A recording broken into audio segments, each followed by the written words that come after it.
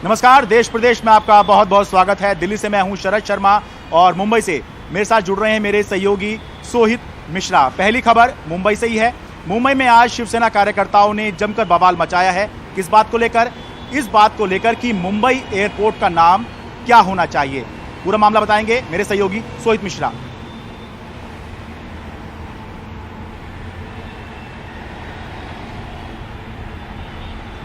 शरद, देखिए फिलहाल मैं मुंबई में यहीं पर मौजूद हूँ जहाँ पर ये पूरा मामला हुआ। ये जो आप देख रहे हैं यहीं पर अडानी एयरपोर्ट्स लिखा हुआ था और आज दोपहर को शिवसेना के कार्यकर्ताओं ने यहाँ पर तोड़फोड़ की। पीछे आप देखेंगे छत्रपति शिवाजी महाराज की जो प्रतिमा है वो भी यहीं पर मौजूद है। दरअसल शिवसेना का ये कहना है कि जो मुंबई अंतर्राष्ट्रीय एयरपोर्ट है इसे छत्रपति शिवाजी महाराज अंतर्राष्ट्रीय एयरपोर्ट के नाम से जाना जाता है और इसे इसी नाम से जाना जाना चाहिए, क्योंकि यहाँ पर अडानी एयरपोर्ट्स लिखा गया है उसका विरोध वो कर रही हैं। जबकि जहाँ पर ये लिखा गया है उसके दोनों तरफ आप देखेंगे, जो अभी आप स्क्रीन पर देख रहे हैं कि अंग्रेजी में यहाँ पर छत्रपति शिवाजी महाराज इंटरनेशनल एयरपोर्ट लिखा गया है और ठीक दूसरी तरफ मराठी में भी छत्रपति शिवाजी महाराज अंतर्राष्ट्रीय विमानतल, जो मराठी में इंटरनेशनल एयरपोर्ट को कहा जाता है, वो लिखा गया है। शिवसेना का कहना है, संजय राउत ने सोमवार सुबह ये कहा कि इस एयरपोर्ट को केवल छत्रपति शिवाजी महाराज के नाम से जाना जाना चाहिए, कोई दूसरा नाम उन्हें मंजूर नहीं है। जिसके बाद यहाँ पर तोड़फोड़ की गई। दाहिने तरफ आप देखेंगे कि पुलिस की गाड़ी अब भी यहाँ पर मौजूद है और जो हमारे सूत्र हैं जिन्होंने जानकारी दी है पुलिस में, वो ये बताया कि 15 लोगों के खिलाफ अब भी लगातार उनके बयान दर्ज किए जा रहे हैं और वो सब नोट किया जा रहा है। किसी के भी खिलाफ अब तक कार्रवाई इसलिए नहीं की गई है क्योंकि अब तक अडानी ग्रुप की ओर से कोई भी शिकायत नहीं हुई है। देखिए इस रिपोर्ट में हम आपको बताएंगे कि आखिर हुआ क्या है।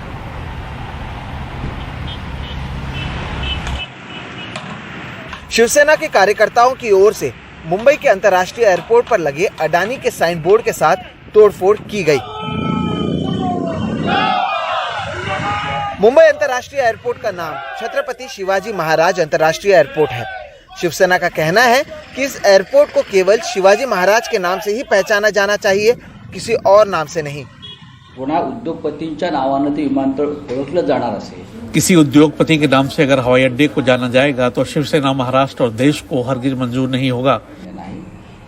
मुंबई हवाई अड्डा छत्रपति शिवाजी महाराज इंटरनेशनल एयरपोर्ट इस नाम से ही पहचाना जाना चाहिए और वो होगा, इसकी खबरदारी शिवसेना लेगी। ओळखलं जायला हवं आणि ते जाईल याची व्यवस्था सुद्धा शिवसेना केल्याशिवाय राहणार नाही। जुलाई महीने में ही अडानी समूह को मुंबई एयरपोर्ट का संचालन सौंपा गया है।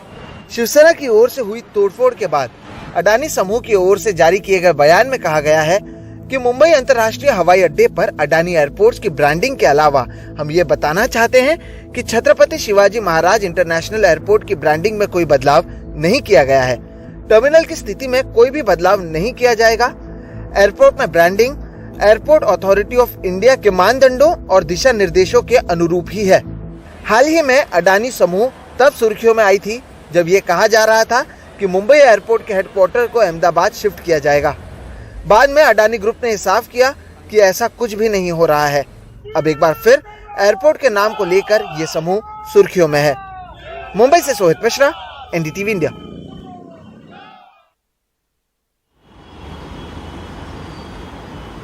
एक तरफ ओलंपिक खेल चल रहे हैं, अब अपने खिलाड़ियों से उम्मीद कर रहे हैं कि वो मेडल जीत कर आएँ और देश का नाम रोशन करें, तो वहीं दूसरी तरफ जिसने देश के लिए ओलंपिक मेडल जीता उसकी मुश्किलें बढ़ती चली जा रही हैं। पहलवान सागर धनखड़ हत्याकांड में ओलंपिक मेडल विजेता सुशील कुमार और उसके साथियों के खिलाफ दिल्ली पुलिस ने अदालत में चार्जशीट दाखिल कर दी है। अब सुशील कुमार फिलहाल जेल में बंद है और जैसे ही अदालत इस चार्जशीट पर संज्ञान लेगी, सुशील कुमार और उसके साथियों के खिलाफ अदालत में सुनवाई शुरू हो जाएगी। दिल्ली के शकरपुर में अपने दफ्तर से क्राइम ब्रांच की टीम चार्जशीट का ये पुलिंदा लेकर रोहिणी कोर्ट पहुंची। पहलवान सागर धनखड़ हत्याकांड में ओलंपिक पदक विजेता सुशील पहलवान समेत उसके 20 साथियों के खिलाफ हत्या की कोशिश, किडनैपिंग, आपराधिक साजिश और आर्म्स एक्ट समेत आईपीसी की 18 धाराओं में 1100 पेज का आरोप पत्र दाखिल किया। आरोप पत्र में सभी आरोपियों के फोटो भी हैं। सागर धनखड़ की हत्या इसी साल 4-5 मई की रात दिल्ली के छत्रसाल स्टेडियम में कर दी गई। उसके साथ मारपीट का वीडियो भी सामने आया था, जो इस केस का अहम सबूत है। हत्या की वजह सुशील कुमार की पत्नी के फ्लैट का विवाद था, जिसमें सागर धनखड़ रहता था। इसके अलावा सुशील पहलवान इसलिए सागर से बेहद नाराज था क्योंकि सुशील पहलवान के खेमे के जूनियर पहलवान सागर पहलवान के खेमे में चले गए थे। जांच में खुलासा हुआ कि कैसे सुशील पहलवान अपने साथियों के साथ विवादित जमीन की सौदेबाजी, कब्जे और उगाही के रैकेट से जुड़ा हुआ था। सागर और सुशील पहलवानों के ये दो खेमे गैंगस्टर काला जठेड़ी और नीरज बवानिया से जुड़े थे। पुलिस ने इस केस में 50 से ज्यादा गवाह बनाए हैं। सबूतों के तौर पर मारपीट की घटना जिस मोबाइल फोन में कैद हुई, उसकी forensic report, CCTV footage, Chhatrasal stadium में मौजूद लोगों के बयान और आरोपियों के कॉल रिकॉर्ड शामिल हैं। सागर की मौत की वजह किसी भारी चीज से हमला करने और गहरी चोटें बताई गई है। अब इस मामले में 5 आरोपियों की तलाश जारी है। इस मामले में दिल्ली पुलिस ने 90 दिन के अंदर यानी कि तय समय सीमा में चार्जशीट पेश कर दी है। अब देखना होगा कि पुलिस कोर्ट में किस तरह के सबूत पेश कर पाती है, जिससे चार्जशीट में किए गए दावे पुख्ता हो पाएं। नई दिल्ली से मुकेश सिंह, एनडीटीवी इंडिया। तो वहीं बिहार के मुख्यमंत्री नीतीश कुमार ने जातिगत जनगणना पर प्रधानमंत्री नरेंद्र मोदी से सर्वदलीय नेताओं के प्रतिनिधिमंडल से मिलने की मांग की है। इस मुद्दे पर आक्रामक रवैया अपनाते हुए उन्होंने अपने संसदीय दल के नेताओं को पहले ही अमित शाह से मिलने भेजा और पटना में उन्होंने कहा कि इससे तनाव नहीं बढ़ेगा बल्कि सामाजिक खुशी होगी। जातिगत जनगणना के मुद्दे पर सोमवार को दिल्ली से पटना तक जनता दल यूनाइटेड खासा आक्रामक दिखा। पहले संसद भवन में नए राष्ट्रीय अध्यक्ष राजीव रंजन उर्फ ललन सिंह की अगुवाई में सांसदों का एक प्रतिनिधिमंडल केंद्रीय गृह मंत्री से मिला और बीजेपी के कुछ नेताओं जैसे बिहार इकाई के अध्यक्ष डॉक्टर संजय जायसवाल के इस तरह के बयानों पर नाराजगी दिखाई। लोग केंद्र सरकार के जो निर्णय है और चूंकि 1931 के बाद से कभी नहीं हुआ, जो लाभ हानि है उस पर हम लोग निश्चित तौर पे करेंगे, पर जब आरक्षण की सीमा भारत में 50% है, कॉन्स्टिट्यूशनली इससे ज्यादा किसी को भी नहीं है। वहीं इस मुद्दे पर नीतीश कुमार को चिराग पासवान का भी समर्थन मिला। 1931 के बाद से ऐसी कोई जनगणना हुई नहीं है, तो जिसके लिए आप राशि आवंटित कर रहे हैं, जिसको आप इन योजनाओं का लाभ देना चाह रहे हैं, उसकी आबादी भी तो पता होनी चाहिए कि भाई कितनी आबादी है, नहीं है। तो हम लोग भी मजबूती से इस बात का हम लोग समर्थन करते हैं कि जातीयता के आधार पर जनगणना होनी चाहिए। लेकिन नीतीश भी भाजपा के बदले बदले रुख से खुश नहीं दिखे और उनका कहना था कि इस जातिगत जनगणना से सामाजिक सद्भाव बढ़ेगा। बात है, कोई तनाव नहीं है, समाज में खुशी होगी और ये अच्छी तरह जान लीजिए कि सभी तबके के लोगों का जो जातीय जनगणना हो जाएगी तो सबका सेटिस्फैक्शन होगा, ये जान लीजिए। और हम तो अच्छी तरह जानते हैं, आज तक हम जितने लोगों से बातचीत हुई है सब सर्वसम्मति से है। अब जरा बताइए, 19 में जब पारित हो रहा है तो उस समय क्या था? आज अचानक इस बात को अगर कोई कह रहे हैं तो ये सही बात नहीं। जातिगत जनगणना का मुद्दा भारतीय जनता पार्टी के लिए बिहार की राजनीति में गले की हड्डी बनता जा रहा है। एक ओर बिहार में सारी पार्टियां इस मुद्दे पर उसके खिलाफ गोलबंद हो गई हैं, वहीं दूसरी ओर जैसे जैसे हर दिन तेजस्वी यादव और नीतीश कुमार इस मुद्दे पर आक्रामक हो रहे हैं, वैसे में भाजपा के लिए अब इस मुद्दे पर टालमटोल का रवैया अपनाना राजनीतिक रूप से आत्मघाती साबित हो रहा है। दिल्ली से राजीव रंजन और पटना से कैमरामैन हबीब अली के साथ मनीष कुमार, एनडीटीवी इंडिया के लिए।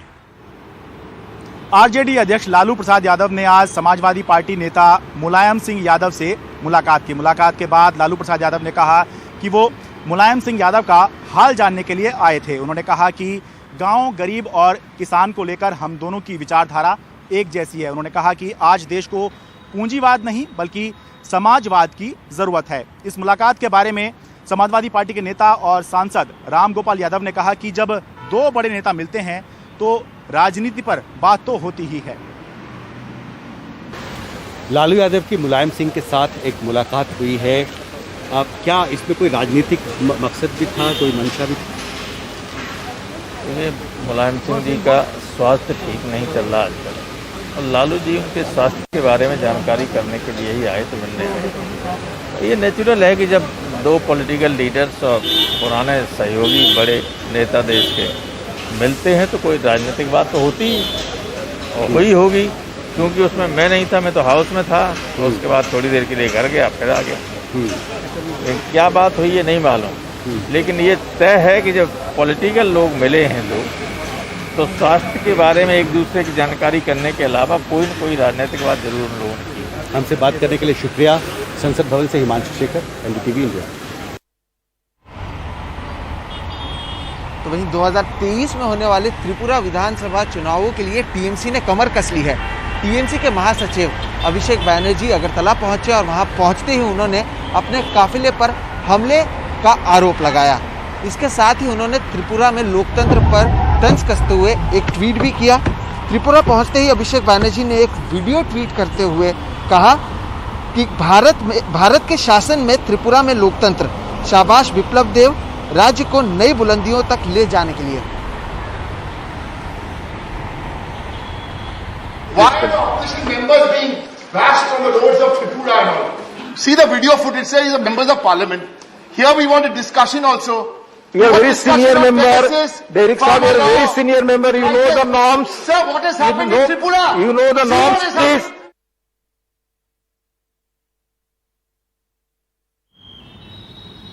मुहर्रम को लेकर यूपी डीजीपी की एडवाइजरी पर क्यों उठाए विवाद, ब्रेक के बाद देखेंगे।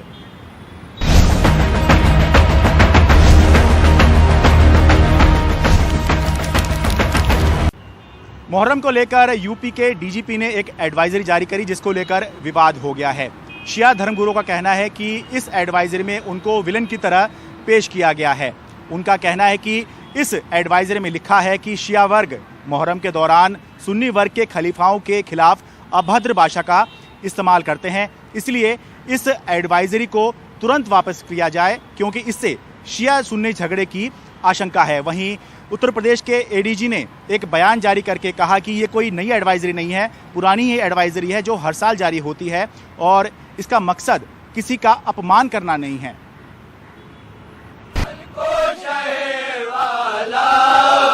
करबला में इमाम हुसैन और उनके साथियों की शहादत की याद में मुसलमान पूरी दुनिया में मुहर्रम में गम मनाते हैं। इस मौके पे यहाँ काफ़ी पहले हिंसा भी हो चुकी है, इसलिए मुहर्रम से पहले पुलिस की एडवाइजरी जारी होती है। इस बार कोविड की वजह से मुहर्रम के जुलूसों पे रोक है। इसकी 4 पेज की एडवाइजरी में जिन बातों पे मौलानाओं ने एतराज़ किया है वे हैं कि शिया लोगों के तबर्रा यानी सुन्नी खलीफाओं पे अभद्र बातें पढ़ने पर देवबंदी मुस्लिम कड़ी आपत्ति करते हैं। शिया वर्ग के असामाजिक तत्व पतंगों और आवारा जानवरों पे तबर्रा लिख देते हैं। शिया और बरेलवी व सूफी सुन्नियों की ताजियदारी का कट्टरपंथी देवबंदी विरोध करते हैं। उन्होंने ये लिखा है कि ये होता है, हो सकता है नहीं। एक चीज होती है कि सब हो सकता है, उन्होंने लिखा है कि ये सब हुआ करता है, होता रहता है। ये तो ये सब झूठा इल्जाम होता है। पहले ये लिखा है कि तबर्रा पढ़ा जाता है, जुलूसों में पढ़ा जाता है, आशंका नहीं है बल्कि पढ़ा जाता है। लखनऊ में मुहर्रम के जुलूसों में हुई हिंसा के बाद 1977 में जुलूसों पे रोक लग गई थी। 20 साल बाद 1998 में 3 पक्षीय समझौते के बाद फिर जुलूस शुरू हुए। पिछले 23 साल से मुहर्रम के जुलूसों में कोई झगड़ा नहीं हुआ है। इसलिए मौलाना कह रहे हैं कि 43 साल पहले के बवाल का जिक्र इस एडवाइजरी में क्यों किया जा रहा है। मैं तो कहता हूं कि ये ड्राफ्ट करवाने वाला जो है वो खुद चाहता है कि अमन व अमान खराब किया जाए। आज 40 साल बाद उन तमाम चीजों को इस तरीके से लिखकर और फिर आम किया जा रहा है, यानी लोगों को मुतवज्जे किया जा रहा है। हम अफसोस का इजहार करते हैं इस जबान के ऊपर, इस खत के ऊपर। शिया सुन्नी दोनों तबकों को करीब लाने के लिए लखनऊ में पिछले 7 साल से शोल्डर टू शोल्डर संस्था ईद और बकरीद के मौके पे दोनों फिरकों की साझा नमाज कराती है। यही नहीं, इसके बैनर तले शिया सुन्नी मिलके बड़े मंगल और सिख गुरुओं के जन्मदिन पे भी लंगर और प्याऊ लगाते हैं। लेकिन पुलिस कहती है कि ये पुरानी एडवाइजरी है, हर साल वही जारी हो जाती है, इसका मकसद किसी का अपमान नहीं है। ये एक विभागीय इंटरनल ऑर्डर है जो कि पूर्व में जो चीजें होती रही हैं या जो ग्राउंड रियलिटी है उसके आधार पर दिया गया है। इसमें किसी भी तरह के समुदाय या धर्म के विरुद्ध कुछ भी नहीं कहा गया है। इसमें यह सिर्फ बताया गया है कि जो असामाजिक तत्व हैं वो सौहार्द बिगाड़ने का कार्य कर सकते हैं, उन पर कड़ी नजर रखी जाए। लोग कहते हैं कि सरकारी महकमे लकीर के फकीर होते हैं और पुलिस मान रही है कि ये बहुत पुरानी एडवाइजरी है, हर साल यही जारी कर दी जाती है। भाई कोई पुरानी एडवाइजरी नए संदर्भों में कैसे जारी हो सकती है? हर साल कोई नए खतरों के अंदेशे हो सकते हैं, कुछ नए संदर्भ हो सकते हैं। और इस बार जब कोविड की वजह से जुलूसों पे पाबंदी है तो फिर 40 साल पहले होने वाले खतरों की एडवाइजरी क्यों जारी हो रही है? ये सब कुछ सिर्फ इसी वजह से हुआ है कि नए संदर्भों में नए तरीके से एडवाइजरी नहीं जारी की गई। लखनऊ में कैमरामैन राजेश गुप्ता के साथ कमाल खान, एनडीटीवी इंडिया।